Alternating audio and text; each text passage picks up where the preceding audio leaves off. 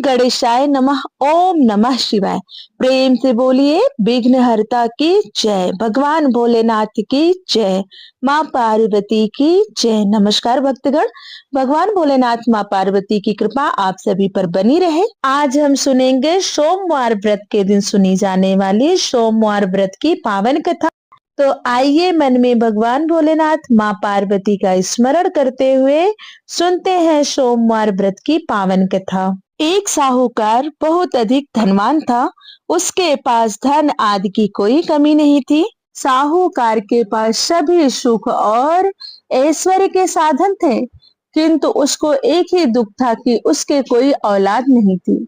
दिन रात वह इसी चिंता में लगा रहता और वह पुत्र पाने के लिए हर सोमवार को भगवान चंद्रदेव व शिव जी की पूजा करता।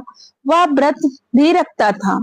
साहूकार की भोलेनाथ के प्रति ऐसी भक्ति देखकर एक बार माँ पार्वती जी ने शिव जी से कहा, हे नाथ, यह साहूकार आपका अनन्य भक्त है और सदैव ही आपका व्रत और पूजन भक्ति भाव से किया करता है।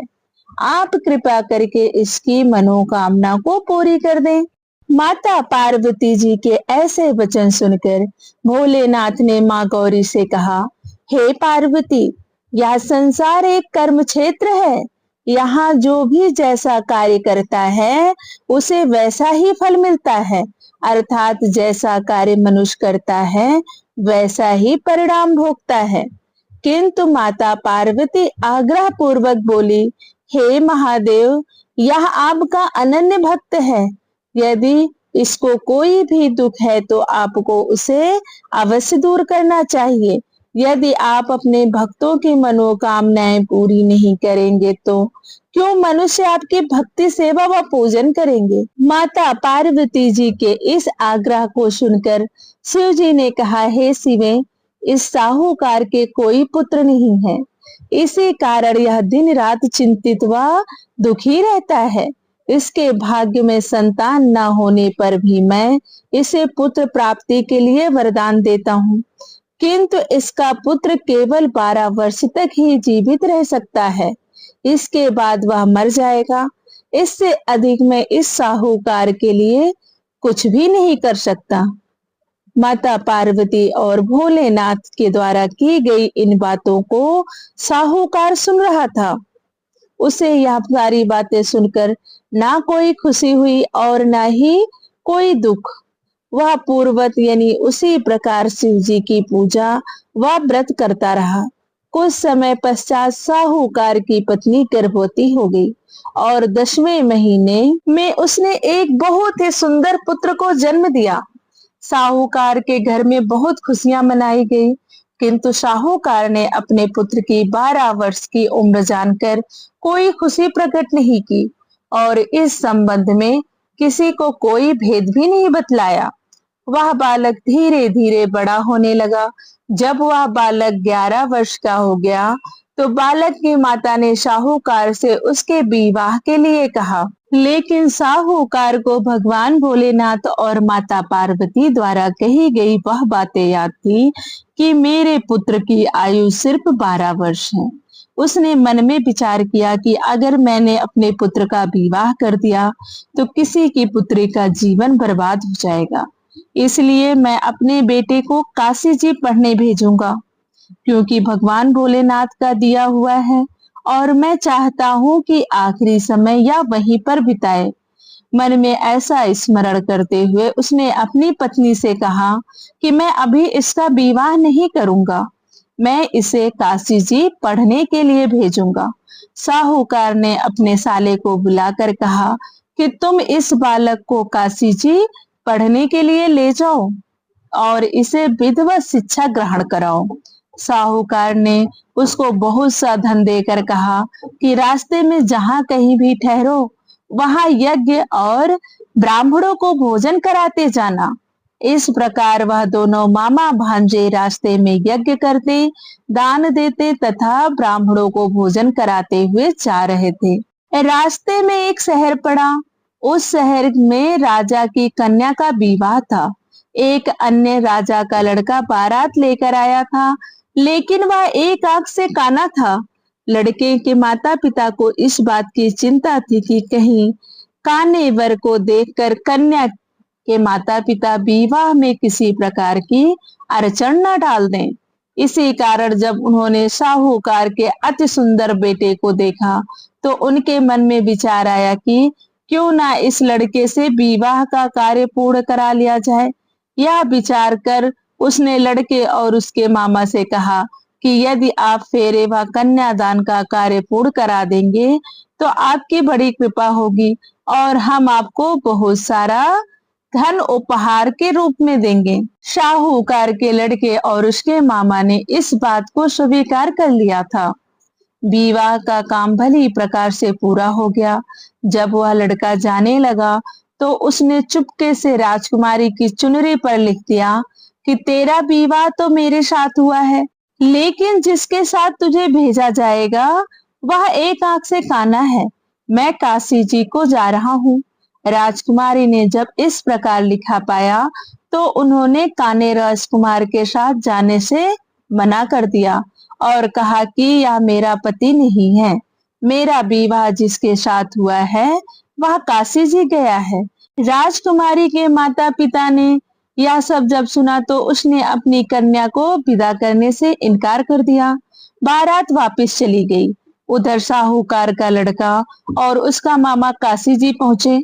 वहां लड़के ने पढ़ना शुरू किया तथा अपना अतिरिक्त समय मामा भांजा यज्ञ दान आदि में व्यापित करने लगे।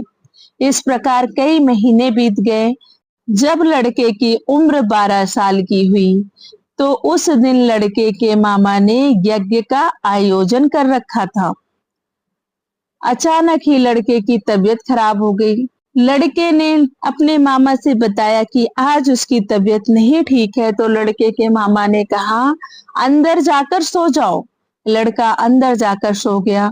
थोड़ी देर बाद लड़के के प्राण पखेरु उड़ गए। जब लड़के के मामा ने देखा कि वह मर गया है तो वह बहुत दुखी हुआ। उसने सोचा कि मैं पहले यज्ञ पूरा कर लूं, तब सोचूंगा कि मुझे क्या करना है। लड़के के मामा ने यज्ञ पूरा किया और फिर रोना प्रारंभ कर दिया। वह बहुत जोर जोर से रो रहा था। संयोगवश शिव जी और माता पार्वती उधर से जा रहे थे। पार्वती जी ने भगवान भोलेनाथ से कहा, हे नाथ, कोई दुखी व्यक्ति रो रहा है, उसके कष्टों को दूर कर दो। तब शिव जी और पार्वती जी वहां पहुंचे तो उन्होंने देखा कि वहां पर एक लड़का मरा पड़ा है।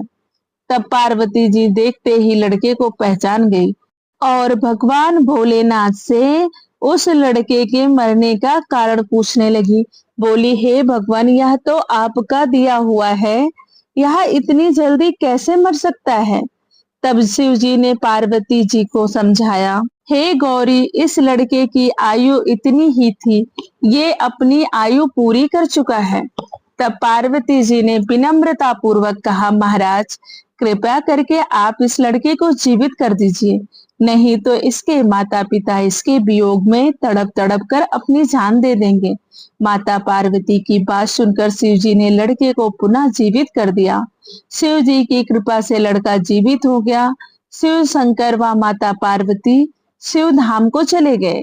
शिक्षा पूरी होने के पश्चात लड़का और उसका मामा पहले की तरह यज्ञ करते ब्राह्मणों को भोजन तथा दक्षिणा देते हुए अपने घर की ओर चल दिए। रास्ते में दोनों उसी शहर में आए जहां उस लड़के की शादी हुई थी। वहां पहुंचकर दोनों ने यज्ञ करना शुरू कर दिया। जब वे दोनों यज्ञ कर रहे थे तो उस लड़के के ससुर यानी वहां के राजा ने, जो उधर से घोड़े पर सवार होकर अपने सेवकों के साथ जा रहे थे, उसने लड़के को पहचान लिया।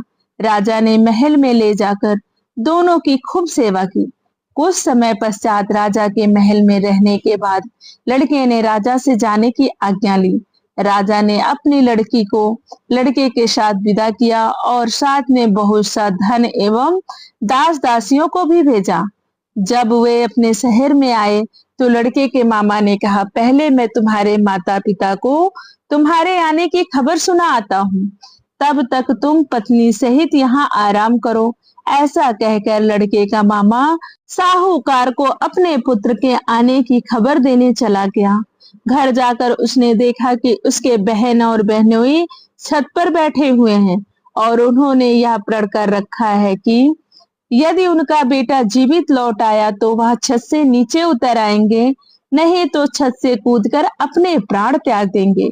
लड़के के मामा ने यह समाचार उन्हें सुनाया कि उनका लड़का जीवित लौट आया है तो उन्हें विश्वास नहीं हुआ।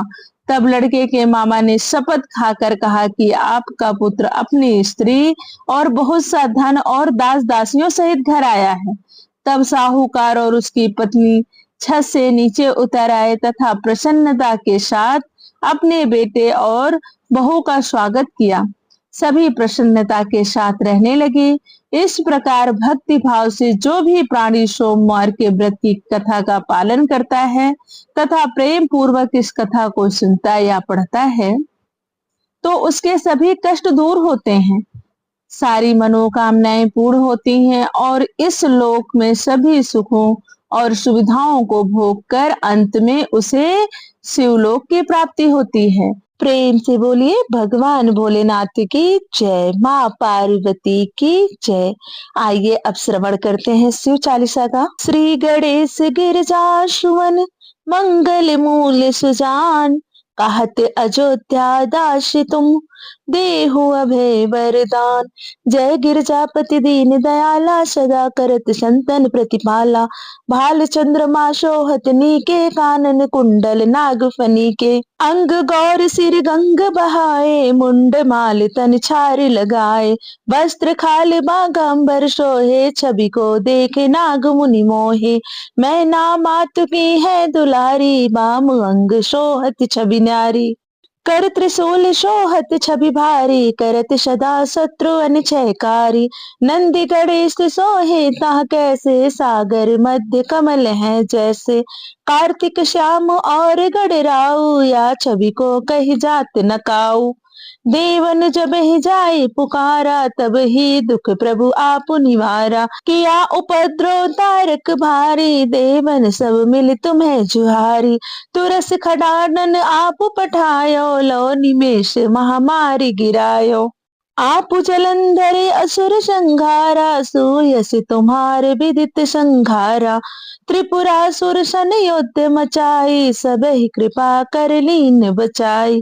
किया तपहि भागीरथ भारी, पूरब प्रतिज्ञा तसु पुरारी। दानिन महा तुम शम को नाही, सेवक स्तुति करत सदाही। वेद नाम महिमा तो गाई, अकद अनादि भेद नहीं पाई। प्रगट उदधि मंथन में ज्वाला, जरे सुरासुर भय बिहाला। कीन दया तह कर सहाई, नीलकंठ तब नाम कहाई। पूजन रामचंद्र जब कीन्हा, जीत के लंक विभीषण दीन्हा। सहस कमल में हो रहे धारी, कीन प्रतीक्षा तब ही पुरारी। एक कमल प्रभु राख्यो जोई, कमल नयन पूजन चाह सोई। कठिन भक्ति देखे प्रभु शंकर, भय प्रसन्न दिए इच्छित वर। जय जय जय अनंत अविनाशी, करत कृपा सबके घटवासी। दुष्ट सकल नित मोहि सतावे, भ्रमत रहे मोहि चैन न आवे। त्राहि त्राहि मैं नाथ पुकारूं, यही अवसर मोहि आन उबारो। ले त्रिशूल शत्रुन को मारो, संकट से मोहि आन उबारो। मातु पिता भ्राता सब कोई, संकट में पूछत नहीं कोई। स्वामी एक है आश तुम्हारी, आई हरो अब संकट भारी। धन निर्धन को देत सदा ही, जो कोई जाचे वो फल पाही। अस्तुत कही विधि करो तुम्हारी, क्षमहु नाथ अब चूक हमारी। शंकर हो संकट के नाशन, मंगल कारण विघ्न विनाशन। योगी यति मुनि ध्यान लगावे, नारद शारद धीस नमावे। नमो नमो जय नमो शिवाय, सुर ब्रह्मादिक पार न पाए। जो यह पाठ करे मन लाई, तापर होते शंभु सहाय। ऋषियन जो कोई हो अधिकारी, पाठ करे सो पावन हारी। पुत्रहीन कर इच्छा कोई, निश्चय शिव प्रसाद ते होई। पंडित त्रयोदशी को लावे, ध्यान पूर्वक होम करावे। त्रयोदशी व्रत करे हमेशा, तन नहीं ताके रहे कलेसा। धूप दीप नैवेद्य चढ़ावे, शंकर सम्मुख पाठ सुनावे। जन्म जन्म के पाप नसावे, अंतवास शिवपुर में पावे। कहे अयोध्या आश तुम्हारी, जान सकल दुख हरो हमारी। नित्य नेम कर प्रातः ही, पाठ करो चालीसा।